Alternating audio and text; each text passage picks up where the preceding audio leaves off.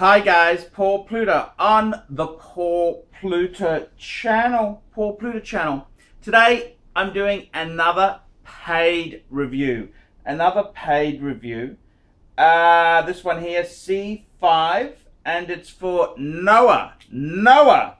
And this is a good one to jump into. He goes, he sent me some money, PayPal. Thank you so much, Noah. He goes, I am between Rolex Explorer 2 from the early 2000s with box and papers. It's going to cost him $5.3 US. Brand new Milgauss or a brand new Air King. It's my first watch. Both new watches come with an 8% discount of retail. Just would like to know which way to go. And before I jump into Noah's request, let's do a quick wristwatch check. Wristwatch check. I'm wearing the Rolex Milgauss black dial with orange hand there. Look at that, just absolutely superb. Okie dokie. This is a very interesting question because a lot of people, they're coming into wristwatches and they want to know, what do they buy? What do you buy? What do you buy indeed? Very good selection there, I must say. Very cool selection indeed. Which way would I go? Well, that's a good question. So I take it when he says an Explorer 2, he's talking about the 40 mil, a 16570, early 2000s. He hasn't mentioned whether it's polar or black. Not that it makes a big difference. Or a brand new Milgauss or an Air King. Very good question indeed there. And I got to tell you, it's interesting because I actually own two of those. I've got the Explorer 2. I actually had two Explorer 2s. I had a white one and I had a black dial one. I had to sell the black dial one. I bought it and then I sort of ran out of fucking money. The issues in life, you just run out of money. It was a V serial number, last of the last with a Rolex service receipt. I probably should have kept that one and ditched the Polar, but I was kind of so used to the Polar. I found it's kind of my ArchieLuxury trademark watch, so I got out of the black. Fabulous watch indeed there. Then we're talking Milgauss. The Milgauss itself, well, look at this. I'm wearing a Milgauss today. So that just tells you how much I love the Milgauss. And then the new Air King. The new Air King, that is an interesting watch itself there because that is, it's got the green and gold, the gold logo, the green writing, you know, Rolex green.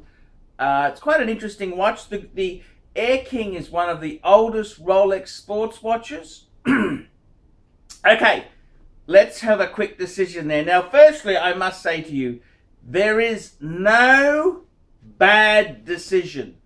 They are all amazing watches. They are all absolutely amazing. I think as a first watch, any of those watches would be very good. There is no, how can you go wrong with Rolex Steel Sports? You can't really go wrong there. However, I will just say, out of those three, my own opinion, this is highly subjective opinion, I would say, let's look at a couple things there. The best investment potential, I would definitely say the Explorer 2. That's probably the best investment potential because you're buying it pre-owned, so that initial depreciation sort of hit. You're buying it pre-owned. You're getting a complicated, it's got a GMT function. The other two pieces don't even have a date. So the Explorer 2 is a date with a 24-hour hand. So that's a complication. And they're not making it anymore. It's a superseded model. They replaced it with the 42mm Explorer 2. So as far as investment potential goes, I think that's got the biggest chance of going up because you're buying it used and they're not making it anymore and it's a complication. Okay. So that's probably the best investment. Which watch would I go for? Which watch would I go for? I got to tell you, the Air King doesn't do much for me personally. I don't hate the Air King. I still remember when the Air King was a 34mm piece. It really, it's okay, but it doesn't do a lot to float my boat. However, the Milgauss. Now, it's quite interesting because they use the same basic case in the Air King as the Milgauss. However, I would say Milgauss. Why do I say Milgauss? Well, what I really love about the Milgauss is the fact that it's the new Rolex bracelet. See, on the Explorer 2, that's probably the solid end links. All these improvements are in the newer bracelet. The shears, I think they're a huge improvement over the shears that are in the Explorer 2. So personally, as a watch to just have and enjoy and use, I'd probably go Milgauss. I think it's very, very... I love the classic elegance. It doesn't have a date. It is just a classic watch, wind and wear. You don't have to fuck around with the date and getting that. I'm a bit anal. I don't like to have the wrong date. It's just such a beautiful watch. Slap it on and off you go. And because it's a no-date model, it could very easily pass as a dress watch. It's kind of in that bordering. It's like the Rolex Explorer 1. It's also in that same criteria. It could be a sporty watch, it could be a dress watch. It's just that perfect ground. Less is more. That's the old saying. Less is more. So I would probably say the Milgauss. You haven't told me what color dial you're looking at. The Milgauss, you can get them white dial, black dial, and then they've got the GV, which is the green tinge crystal, the anti-reflective crystal. You can get that with the black dial and also the blue dial. The blue dial GV is the most desired, followed by the black GV, then the black, and then the white. But I got to tell you the truth there. I think any of those Milgausses are cool watches. The white dial Milgauss, I'd love one. I think they're a great watch. I wouldn't say no to one at the right money. I've got the black. I kind of like my black Milgauss because I had the Explorer 1 many years ago. That was my first Rolex. We're talking first watch purchase, major purchase. So in that way there, I would say myself, I think it's very cool to get the Milgauss.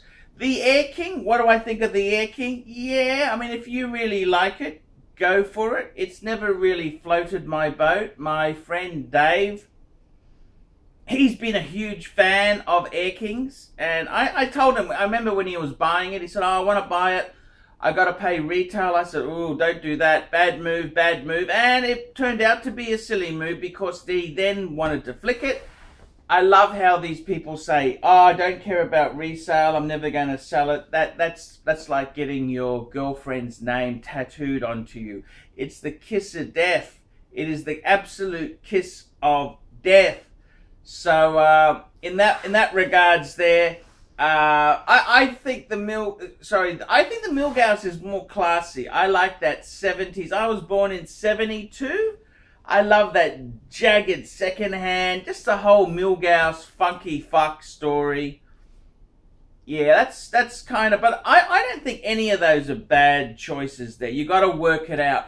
The next consideration is, of course, if you're buying a Explorer 2 from the noughties, it may need a service coming up.